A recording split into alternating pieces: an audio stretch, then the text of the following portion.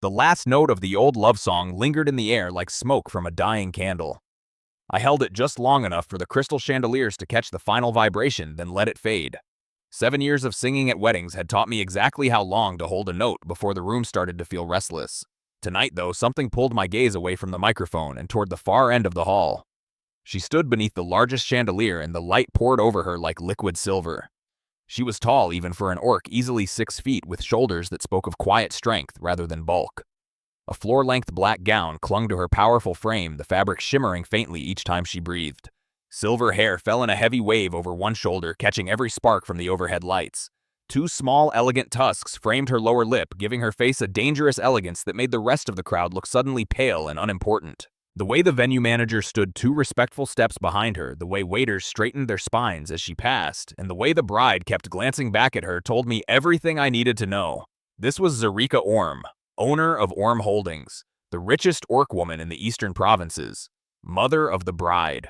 I was 44 years old, widowed for 12 years, and had long since stopped believing in the kind of glances that stopped time. Yet here I was missing half a beat because one woman had walked into the room and claimed every inch of it without saying a word. My fingers tightened around the microphone stand. I finished the song on pure muscle memory, bowed to polite applause, and stepped back as the string quartet eased into the first dance. The bride and groom moved to the center of the floor, lost in each other. I should have been watching them. Instead, my eyes kept drifting back to Zarika. She did not look away. She started walking toward the stage while the music still played, her steps measured and unhurried. No one stopped her. No one would have dared. The crowd parted like water around stone.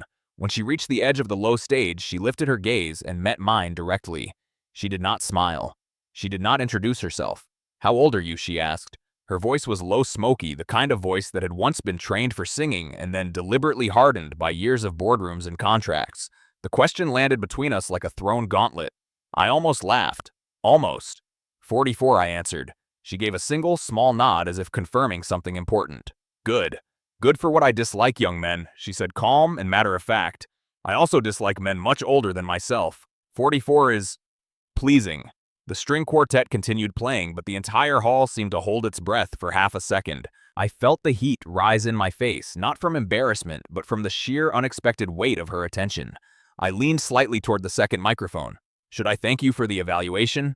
Number Zarika rested one hand on the edge of the stage fingers. Long and strong nails painted a deep matte black.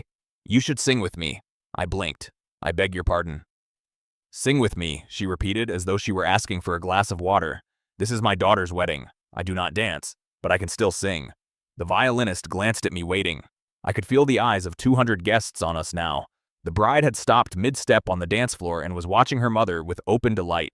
I had exactly 2 choices: refuse the most powerful woman in the room or step into whatever this was. I chose the second. I adjusted the second microphone while the quartet shifted into the old ballad listed as number 12 on my set list. Zareka stepped up onto the stage with the ease of someone who owned every room she entered. She smelled faintly of dark wood and black pepper, a scent that wrapped around me as she took her place at my side. I started the first verse alone, my voice low and steady.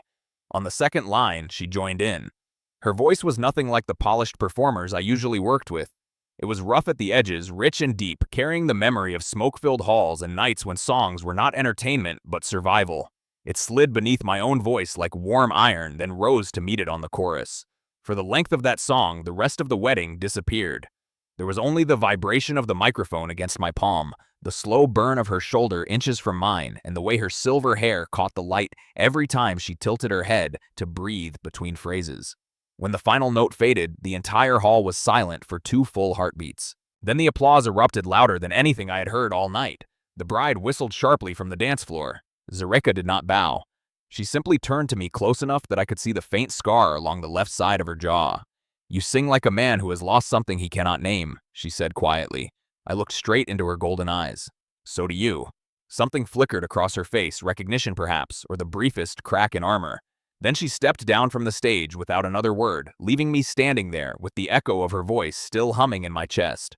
Later, after the last guest had left and my guitar case was latched, my phone buzzed with a message from an unknown number. Ember Bean, East Bank of the River. Tomorrow, 6:30 a.m. Bring your voice. Zarika. I stared at the screen for a long time, the night air cool against my skin, the distant sound of the river moving below the hotel terrace. For 12 years, I had lived inside carefully measured days, teaching music, singing at other people's happy endings, going home to an empty apartment, and never allowing myself to want anything more. Tonight, one orc woman had asked my age instead of my name, had sung with me instead of at me, and had walked away without looking back. And tomorrow, whether I liked it or not, I already knew I would be standing on the east bank of the river at 6:30 a.m. I arrived at Ember Bean 12 minutes early and immediately hated myself for it.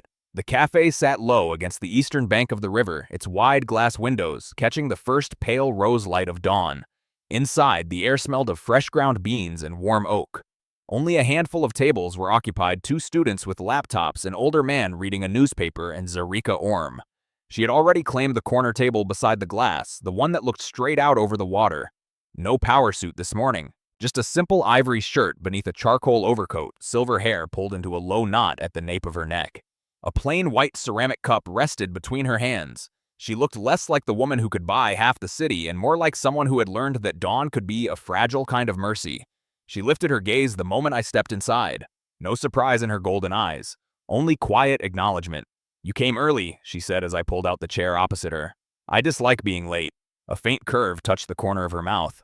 "Or you dislike the feeling of waiting for someone else to arrive first." The server appeared without being called and placed my usual Americano black no sugar in front of me. I stared at the cup, then at her. "You remembered. Last night your daughter mentioned it to the sound technician while you were packing your guitar." Zareka turned her attention back to the river voice, low and unhurried. "She said you always drink the same thing here, walk the same path along the bank, and prefer silence until the first half of the cup is gone." I let out a short breath that was almost a laugh. "She talks too much. She loves you." Zareka's fingers traced the rim of her cup once. "She also worries you have been tired for a very long time." The words settled between us like the first thin light creeping across the water outside. I took a slow sip of coffee, letting the bitterness ground me. Zareka did not fill the silence with small talk. She simply waited the way a woman who had negotiated entire empires knew how to wait. I set the cup down. "You said you used to sing." "I did." She looked at me, then steady and unflinching. "Before my father's stroke, before I inherited Orm Holdings, before I learned that every soft thing inside me could be used as a weapon against me." Her voice carried no self-pity, only the flat honesty of someone stating a long-accepted fact. "I heard you last night," I said. That wasn't the voice of someone who had stopped singing 20 years ago. A faint smile touched her lips, small and tired. "I never stopped completely. I simply buried it deep enough that no one could reach it, not even me." Outside, the river caught the rising sun and turned the color of pale rose gold. Inside, the low hum of the espresso machine and the distant murmur of the water filled the spaces between our words. I turned the cup slowly in my hands.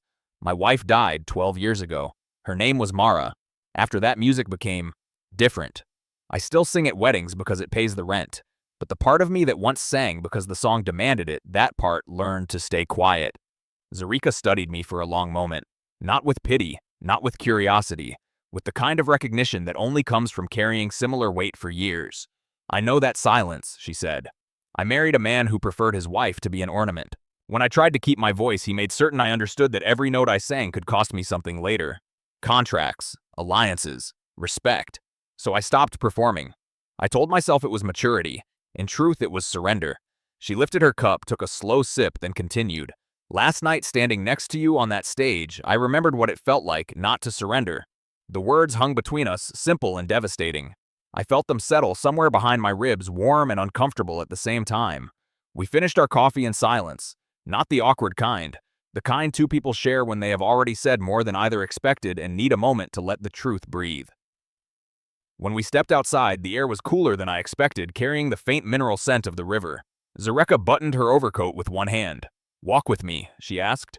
I should have said no. I had lessons to teach a quiet apartment, waiting a life I had spent 12 years keeping small enough not to break again. Instead, I nodded. We walked along the stone path beside the water. The early sun painted long shadows across the pavement. Our shoulders never touched, yet I was sharply aware of every inch of space between us. Her coat brushed the back of her calves with each step. The silver in her hair caught the light and turned almost white. She moved like someone who had learned to occupy space without apology. Neither of us spoke for several minutes. The only sounds were our footsteps, the soft lap of the river against the bank, and the occasional cry of gulls overhead. At a low stone bench overlooking a bend in the river, Zareka stopped. She did not sit. She simply leaned against the railing and looked out across the water. I leave for Iron Coast in 2 weeks, she said quietly. Board meetings. A new acquisition. The usual machinery of keeping an empire from collapsing under its own weight. I waited. She turned her head slightly toward me. But I find myself wanting to stay here longer than necessary. The admission was so plain, so unguarded, that it caught me off guard. Why, I asked. Her golden eyes met mine. Because for the first time in years, I woke up this morning and did not immediately reach for my schedule. I reached for the memory of your voice singing beside mine. I felt the words land somewhere deep and unused inside my chest. She did not press. She simply stood there, letting the river carry the silence downstream. After a while, she straightened. The morning after next. Same time. Same place. If you want. It was not a command this time. It was an offering. I looked at her for a long moment, the strong line of her jaw, the faint scar along her temple, the way the dawn light softened the edges of a woman the rest of the world only ever saw in headlines. I'll be here, I said. Zareka gave the smallest nod as if she had expected nothing less and everything more at the same time. She walked away without looking back, coat flaring once in the breeze. I remained at the railing long after she had disappeared around the bend, listening to the river and feeling something inside me shift slowly, carefully, the way ice cracks on a lake after a long winter. I had come to the cafe expecting a polite conversation and perhaps a polite goodbye. Instead, I left knowing I was already waiting for the morning after next. And that realization frightened me more than any boardroom or empire ever could. The mornings became habit before I had time to name them. At first, it was only Emberbean, the same corner table, the same black coffee cooling between us while the river outside turned from rose to gold. Then the habit stretched. One dawn, we met at a small stall beside the old rail station that served thick rice porridge with pickled greens and soft-boiled eggs. Another morning, we climbed the narrow iron stairs to the rooftop garden of an abandoned warehouse I sometimes used for quiet rehearsals. Later, we simply walked the river path until the city woke behind us, our footsteps falling into the same unhurried rhythm. We never planned it aloud. Zareka would send a short message the night before time and place nothing more, and I would answer with a single word. Yes. She never asked why I kept coming. I never asked why she stayed in Seorim when her empire was pulling her westward. We simply met, spoke, and let the hours slip away like water over stone. On the morning we stood at the rail station stall, steam rose from our bowls in slow curls. The air smelled of sesame oil and wet pavement. Zareka ate with the same deliberate care she did everything else, never spilling a drop. Between bites, she asked questions that cut cleanly to the bone. When did you stop believing you were allowed to want anything for yourself? I stirred the porridge longer than necessary. The night the hospital called and told me Mara wouldn't make it through until morning. She nodded once as if the answer fit a pattern she already understood. I stopped the day my father signed the papers that made me his successor, she said. I was 19. He told me the company would be my only child. I believed him. Her voice carried no bitterness, only the dry precision of someone stating a long-settled fact. I looked at the faint lines at the corners of her golden eyes and wondered how many nights she had spent learning not to flinch at her own reflection. We walked after that. The path beside the river was still damp from overnight mist. Our shoulders brushed once when a cyclist passed too close. Neither of us moved away. The contact lasted only a heartbeat, yet I felt it linger against my sleeve for the rest of the morning. Another dawn found us on the rooftop garden. The city spread below us in soft layers of gray and copper. Zareka had brought a small wooden flute the length of her forearm, dark metal inlaid with silver runes. She played a short, wandering melody that sounded half lullaby, half battle hymn. When she finished, she handed the flute to me without a word. I turned it over in my hands. The metal was warm from her fingers. I haven't written anything new since Mara died, I said. Zareka leaned against the low concrete wall, silver hair lifting in the breeze. Then write something old again. Finish it. I closed my eyes and let my fingers find the holes. The notes came haltingly at first, then steadier, the half-remembered melody I had buried in a drawer 12 years ago. When I reached the place where the song had always broken off, I stopped.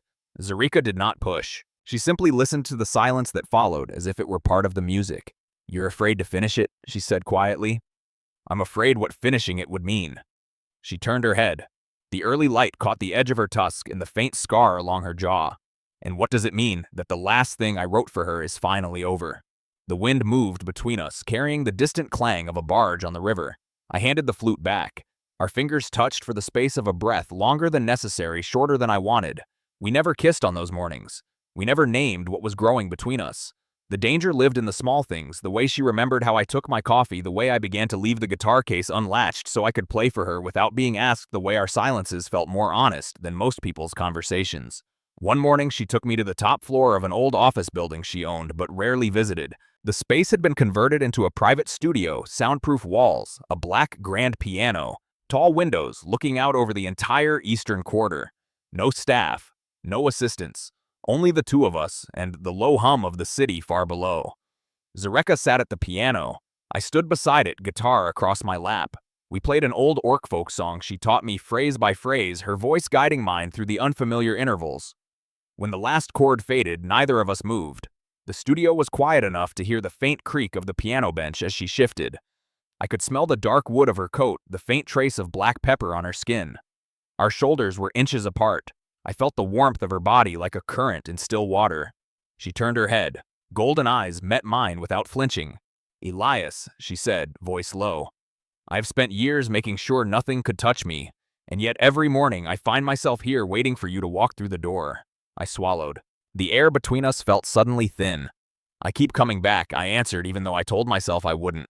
We stayed like that close enough that I could see the tiny flecks of darker gold in her irises, close enough that one small movement would close the distance completely. My pulse beat hard in my throat. Hers answered in the faint flutter at the base of her neck. Neither of us moved. The habit had become dangerous now. Not because we had crossed any line, but because I no longer wanted the mornings to end. Because I caught myself thinking of her during the long afternoons when I taught students who could not hold a note. Because the quiet apartment I returned to each evening felt wider and emptier than it had in 12 years. Zareka exhaled, once slow and measured, then rose from the piano bench. "Tomorrow?" she asked. I nodded. She walked to the tall windows and looked out over the city she owned. The silver in her hair caught the late morning light and turned almost white. I remained where I was, guitar still across my lap, heart still hammering with the nearness of something I was no longer sure I could keep at arm's length. The mornings had become habit, and habit, I was beginning to understand, was far more treacherous than any single confession could ever be. The invitation came on a quiet Tuesday evening, delivered not by message, but by a single cream-colored card slipped under the door of my apartment. My place. Tonight. 8 o'clock. No performance required. No address. She knew I already knew where she lived.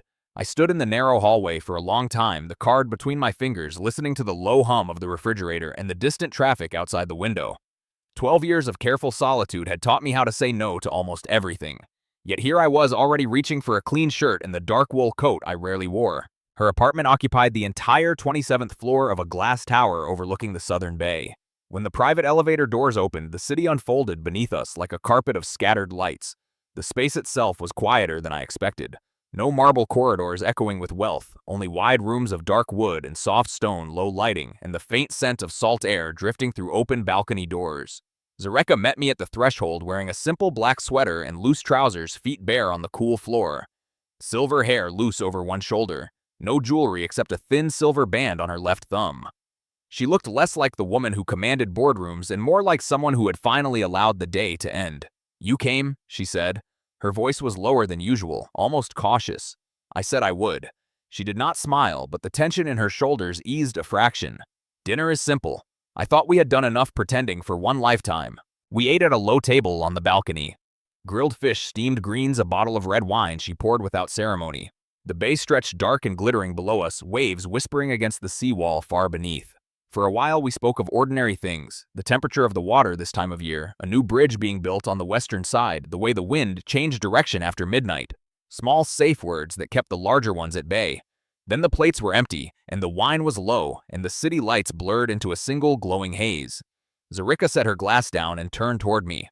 The breeze lifted a strand of silver hair across her cheek. She did not brush it away. "I'm going to say something I have not allowed myself to say in 20 years, she told me. "I want you, Elias. Not for a night. Not for the thrill of something new. I want the mornings where you are already awake when I open my eyes. I want the silence when you are thinking about her and you do not have to explain it. I want the parts of you that still ache at 3 in the morning. I want all of it." The words landed inside my chest like stones dropped into still water. Ripples spread outward, disturbing everything I had spent years keeping calm. I looked out at the bay so I would not have to look at her. "I don't know how to be wanted like that anymore," I said. "You do," she answered. "You simply forgot it was allowed." A long silence stretched between us. The wind carried the faint metallic taste of the sea. I felt the old fear rise, the one that lived in the space where Mara's name still occupied an entire room inside me. "I still wake up some mornings and reach for her side of the bed," I confessed, voice rough. I still catch myself wondering what she would think of a song before I remember she isn't here to hear it. If I let myself want you the way you're asking, it feels like I'm closing a door I swore I would never close. Zarika did not offer comfort or contradiction. She simply reached across the small distance and laid her hand on the table between us, palm up open. I'm not asking you to close any door, she said. I'm asking you to let me stand in the same room with it. I know what it is to carry someone who is gone. I carried my father's expectations for decades after he died. I carried a marriage that was never really mine. I do not need you to be whole. I only need you to stop pretending you have to be. Her hand remained there, steady. I stared at the faint calluses on her fingertips, the ones that came from years of holding power instead of letting it hold her. I wanted to take that hand. I wanted it so badly my own fingers trembled. Instead, I stood up. I need air, I said. She did not follow me when I walked to the far end of the balcony. She simply stayed at the table, giving me the space I had not asked for, but desperately needed. The wind moved across my face, cool and salted. Below us, the city kept living indifferent to the war inside one man's chest. When I finally turned back, Zarika was still sitting exactly as I had left her. The only difference was the slight tension in her jaw, the way her golden eyes tracked me like she was waiting for a verdict she had already accepted might go against her. I walked back, stopped 2 steps away. I want you too, I said. The admission scraped out of me like something long buried. I want the mornings. I want the silence. I want the way you look at me like I'm still a man and not just a memory. But I am terrified that if I take even 1 step toward you, I will discover I no longer know how to love someone without measuring every inch against what I lost. Zareka rose slowly.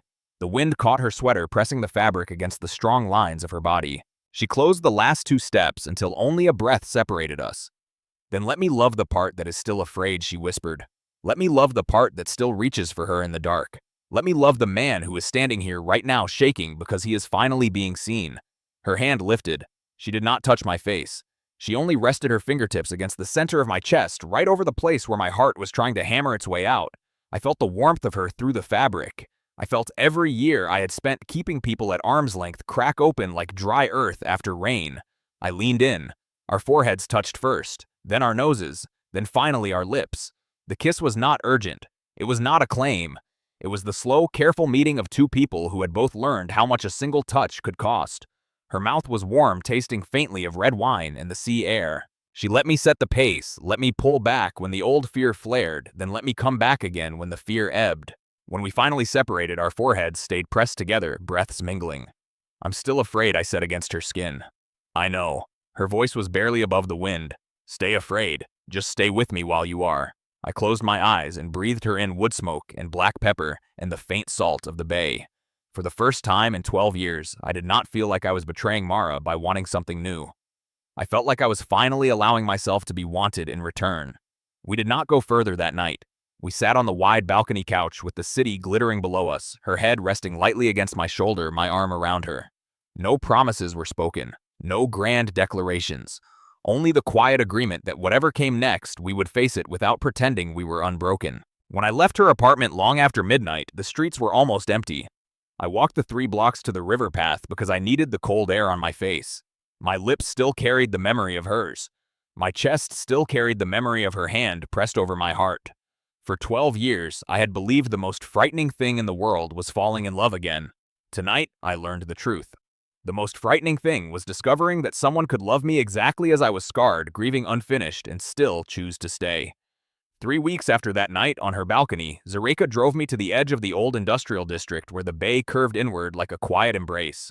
The road narrowed between brick warehouses and rusted fencing until she stopped in front of a 3-story building wrapped in heavy tarps. Salt wind tugged at the fabric, making it snap like distant sails. She killed the engine, but did not get out. I have something to show you, she said, voice quieter than the waves behind us. Before you decide anything about Iron Coast.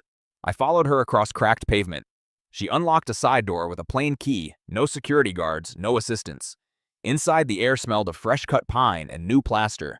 The tarps outside had hidden everything: polished wooden floors, high ceilings with exposed beams, rows of seats still covered in protective cloth, and a modest stage waiting at the far end. Sunlight slanted through tall windows that faced the water. In the center of the stage stood a single black piano, its lid open. Above the entrance, still draped in black fabric, hung a brass sign. Zareka pulled the cloth away. The Mara House of Song Music. Teaching. Recording for those who have none. My name, my wife's name, was written in clean, simple letters across the building I now stood inside. I could not speak. Zarika stayed 2 steps behind me, giving the silence room to breathe. I bought the building 3 months ago, she said. Originally, it was meant to become another training center for young executives. Then I heard you sing. Then I met you. Then I understood that some things cannot be bought, but they can be given back. I walked onto the stage. My shoes sounded too loud on the new wood. The piano keys were cool when I brushed them. A small plaque on the side read, "For every voice that was told, it no longer mattered." I turned to face her. My throat felt raw. "You named it after her." "Yes. You did this for me." "No." She shook her head once, slow and certain. "I did this because a man who can still sing after losing everything should not have to spend the rest of his life singing other people's happiness for rent. This place belongs to the city. But the vision, the teaching, the recording, the open doors for children who cannot pay belongs to you, if you want it." I looked at the empty seats, the light pouring across the stage, the bay visible through the tall windows like a promise kept at a distance. "I don't know how to accept something this large," I said. "You already accepted something larger the night I asked your age on that stage." She stepped closer but still left space between us. "You let me stand beside you and sing. That was the beginning. This is only the next step." Wind moved through the open door behind her, carrying the smell of salt and wet stone. I thought of 12 years of small apartments, of singing at strangers' weddings, of waking up and reaching for a side of the bed that would never be warm again. I thought of how long I had believed my life was finished the day Mara left it. Zareka waited without pressure the way she had waited every dawn on the river path. I walked down from the stage and stopped in front of her. "I will take it," I said, "but only if you let me run it the way it should be run. No board meetings, no corporate name on the door, just music." Her shoulders lowered the smallest release of breath. That was always the plan. We stood there while the light shifted across the floor, turning the new wood the color of honey. Neither of us spoke for a long time. There was nothing left that needed to be negotiated. 2 days later, I packed the few things that still mattered: my old guitar, the box of letters Mara had written me, the half-finished song I had finally begun again. I closed the door of my small apartment for the last time and rode the train north with Zareka to Iron Coast. The house she lived in sat on a low cliff where the sea met black rocks. The first morning I woke there, the sound of waves came through the open window like a slow, steady heartbeat. Zareka was already awake, standing on the wide stone terrace with a mug of coffee in her hands. Silver hair loose, bare feet against the cool tiles, the same black sweater she had worn the night everything changed. I stepped outside and stood beside her. The sea stretched endless and restless under a pale sky. Gulls wheeled overhead. The air tasted of salt and pine. She did not ask if I was sure. She simply handed me the second mug she had brought out. We drank in silence while the sun climbed higher. When our cups were empty, she set hers down, turned to me, and said the only thing that still needed saying. "Sing with me." No audience, no stage lights, no reason except the two of us and the sea. I picked up the guitar I had carried across half the country. She stood at the stone railing, voice low and warm as the morning itself. I joined her on the second line the way we had done that first night at the wedding. The song rose between us, part memory, part future, entirely ours. The wind took the notes and scattered them over the water like something that no longer needed to be held so tightly. When the last chord faded, she rested her forehead against my shoulder. I felt the steady rise and fall of her breathing. "You still think you don't deserve this?" she asked quietly. I looked out at the sea, at the house behind us, at the woman who had asked my age instead of my name and had somehow handed me back the rest of my life. "I'm learning," I said. She smiled against my shirt, small and real. "That's enough." Later that afternoon, we walked down the narrow path to the rocks. The tide was out, leaving pools of clear water between the stones. Zareka took my hand without asking, her fingers strong and warm. We did not speak of empires or boardrooms or the past that still lived inside both of us. We simply walked, letting the sound of the waves fill the spaces where words used to be necessary. The gift she gave me was never the theater, never the money, never even the house on the cliff. The real gift was the quiet knowledge that I could wake up beside someone who saw every scar and still chose to stay. That I could sing again without feeling I was betraying the woman I had lost. That after 12 years of measuring my life in careful, lonely increments, I was finally allowed to want something large and loud and alive. That night, we stood on the same terrace as the sun slipped into the sea. The sky turned the color of old copper and slow fire. I played a new melody I had written the night before, simple, unfinished, still finding its shape. Zareka sang beside me, her voice wrapping around mine the way it had from the very beginning. When the song ended, she turned to me and said nothing at all. She only took my hand and held it while the last light disappeared beneath the waves. And for the first time in more years than I could count, I did not feel like a man who had survived. I felt like a man who had begun again.